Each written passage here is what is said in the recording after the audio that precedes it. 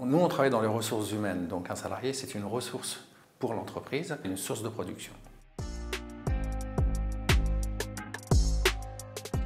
J'ai eu l'expérience où le salarié voulait accompagner sa femme sur la fin de vie, donc il voulait passer du temps avec son épouse, qui était condamnée malheureusement, mais on l'a libéré pour lui permettre de passer du temps avec sa femme. Ça, c'est des situations extrêmes, mais il y a aussi le proche aidant pour aider un membre de sa famille qui se trouve handicapé, mais temporairement, qui a besoin d'aide, d'une présence à domicile. Aujourd'hui, il y a beaucoup de conventions collectives qui prévoient des jours d'absence pour enfants malades, qui prévoient des dispositifs pour des congés exceptionnels, pour événements familiaux, mais il n'y avait pas cette notion de proche aidant jusqu'à la loi de 2019. La loi de 2019, en fait, permet aux salariés qui veulent bénéficier du dispositif de proche aidant de ne pas être pénalisé financièrement en s'absentant de son poste de travail. Puisque jusqu'à présent, il pouvait user de ses droits à congé ou de RTT ou de congés cédés par d'autres collègues de travail.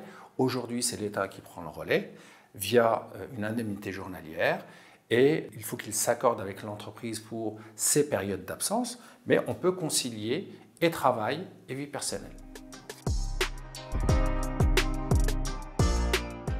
Dans les petites structures de type TPE, on peut affaire directement au dirigeant. Donc, quand on a une entreprise de 10 salariés, c'est quand même plus facile de côtoyer le dirigeant.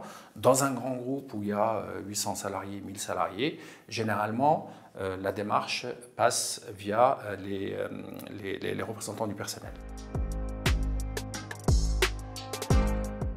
La spécificité de certaines entreprises, et notamment des entreprises de transport, mais comme il peut y en avoir dans d'autres structures, c'est le temps partiel.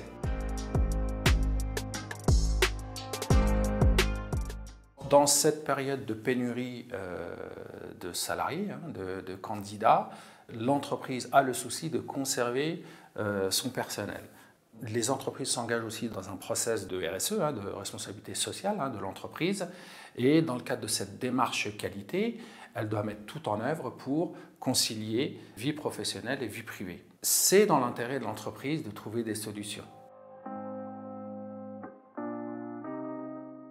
Avoir de l'empathie et essayer malgré tout de concilier les besoins de l'entreprise avec les difficultés parfois temporaires que peut rencontrer un salarié. Aujourd'hui, tous les salariés veulent concilier vie professionnelle et vie privée.